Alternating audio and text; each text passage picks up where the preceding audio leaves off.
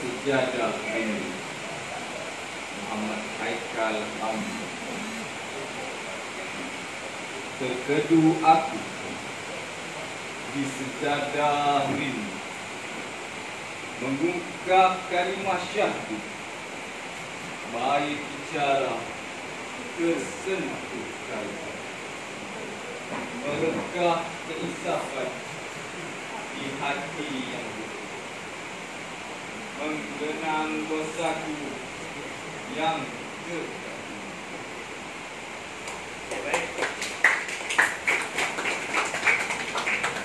Berbekal panca indera anugerah Tuhan, kupohon kembali nafas kehidupan dalam kederhana dan keterbatasan insan.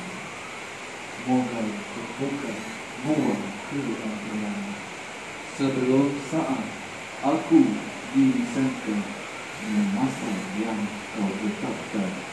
Okey, baik. Okey, tahniah kepada siapa tadi? Ini dari negaranya. Okey, dia kena saja sejadah rindu yang baik. Okey, jadi kita dah mendengarkan deklamasi dua rangkap saja sejadah rindu. Jadi kita nak tengok, kita nak tahu, kita nak bedah apakah maksud rangkap pertama dan juga rangkap yang kedua. Okey, rangkap yang pertama. Apa maksud rangkap?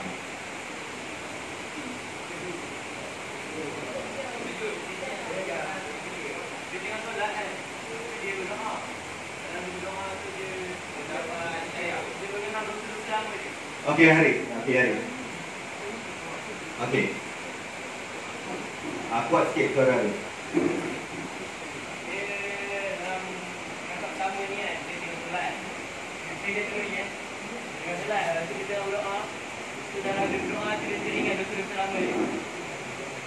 Okey, boleh diterima? Boleh diterima? Okey, baik. Tepuk tangan hebat.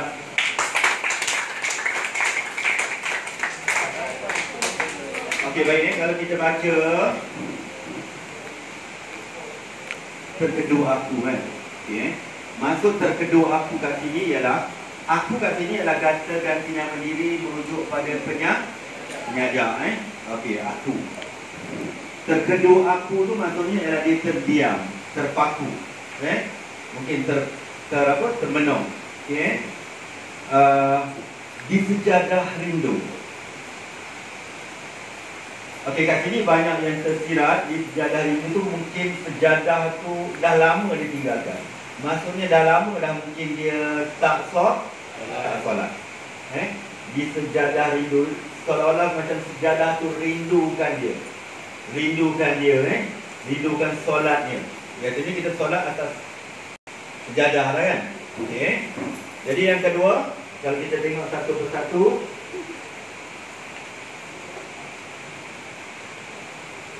mengungkap kalimah syahdu. Lagi istilahnya baik bicara tersentuh. Okey.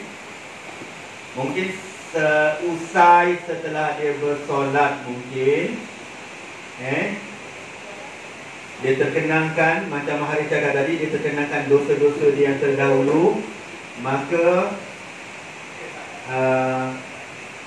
dia cuba menyusun kata-kata untuk menunjukkan bahawa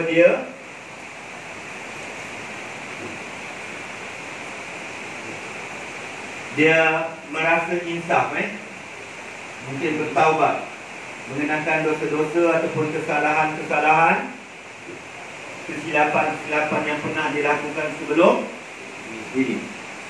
Okey. Merekah keinsafan di hati yang beku. Apa maksudnya? Merekah keinsafan. Tadi kita sebut tentang keinsafan tadi.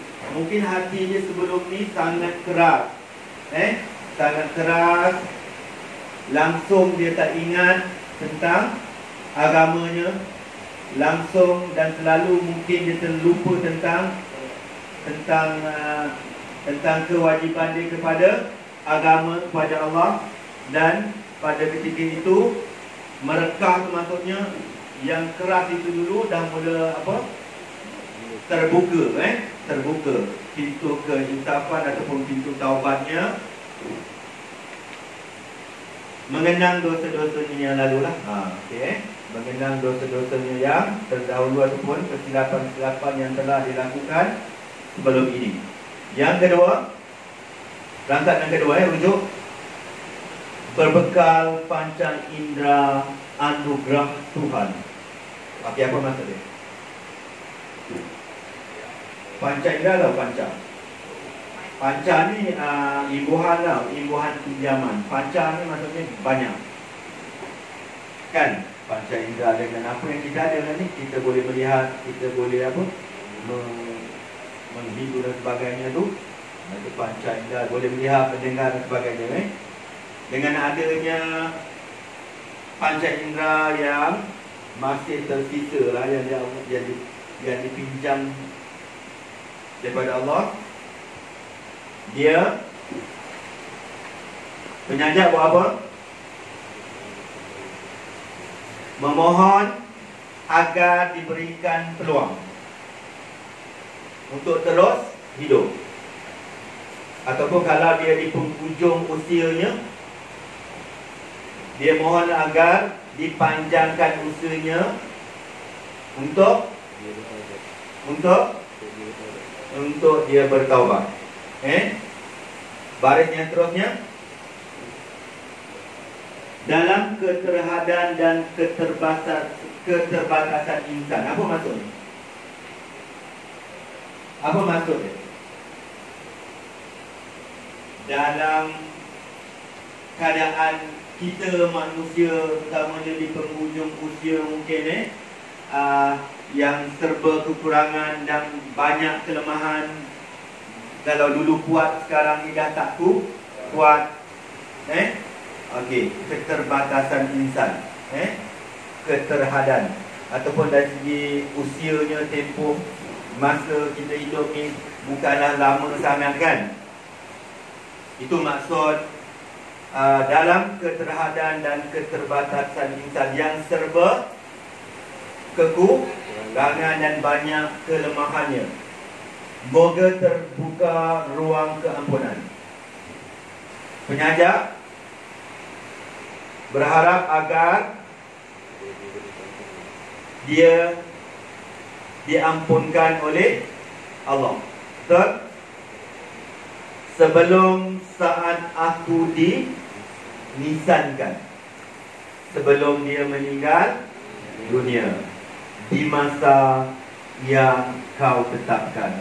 Di masa yang kau tetapkan. Okey. Di masa yang kau tetapkan kat sini macam dia tahu ke tidak dia akan meninggal dunia? Dia tak tahu tapi memang dah ditetapkan masa ini, cuma tak tahu. Tetapi ada juga versi yang menyatakan bahawa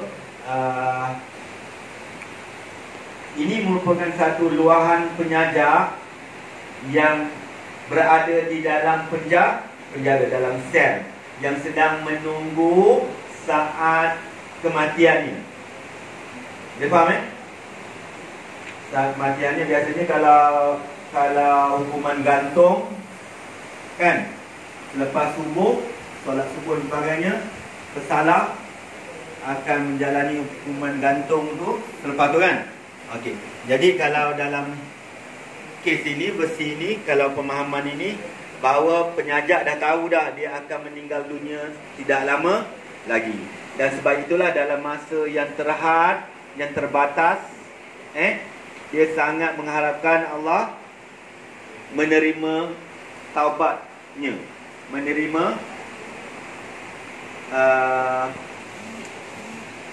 keinsafannya. Semoga dia mendapatkan ampunan daripada Allah. Okey, itu dua rangkap yang kita dah bedah melalui deklamasi dua orang rakan awak tadi. Okey, yang ketiga,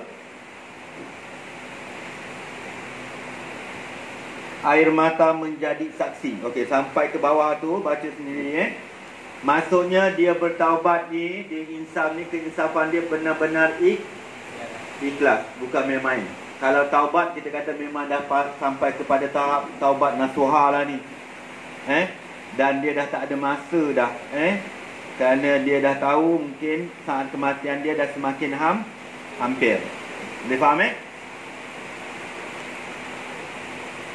Okey, awak tengok tak yang ayat yang ke bawah, yang bawah tu baris yang ke rangkap yang ke berapa? Yang ketiga, baris yang ke 1 2 3 4 di keheningan yang sepi. Di keheningan yang sepi ni biasanya kalau orang nak mendirikan solat sunat taubat kan, biasanya dia ambil tengah hari ke maghrib ke tengah-tengah malam. Di tengah-tengah malam yang sangat hening. Hening ni maksudnya apa? Yang sunyi dan tenang. Kan? Jadi kalau kita rujuk pada kalaulah penyaja ini dan menunggu saat kematiannya menerima hukuman gantungnya di dalam penjara, memang betul lah. Pada waktu solat subuh itu, selepas solat subuh yang awal tu, memanglah keadaannya sangat hening, sangat sunyi dan tenang. Memang sesuai lah dengan keadaan dan juga dengan perkataan yang dipilih ataupun diksi yang dipilih. Okey. Jadi paling penting saya nak tegaskan di sini ialah awak perlu faham hadamkan maksud setiap rangkap. Barulah awak boleh memahami sajak itu secara keseluruhannya. Sama ada dari segi tema dan juga persoalan-persoalannya. Ataupun apa? Nilai-nilai yang ada di dalam sajak tersebut. Jadi saya dah bekalkan dengan awak nota dalam bentuk grafik dalam grup Ujana Bahasa Melayu SPM. Sila ambil. Dan lebih baik kalau awak, dengar sini lebih baik awak cetak bahan itu dan tampalkan dalam buku komsat awak. Latihan grafik. Nanti untuk yang lain pula latihan grafik. Jadi semuanya bahan rujukan awak di satu tempat, di dalam satu bahan, dalam buku yang sama. Tak perlu awak cari kat sana. Ada tetapi kat mana cari sana. Jadi nanti persediaan awak nanti akan menjadi kelam kabut. Work smart. Okay, work smart. Okay, ada pertanyaan? Ada. Okay, sila buat latihan sekarang berdasarkan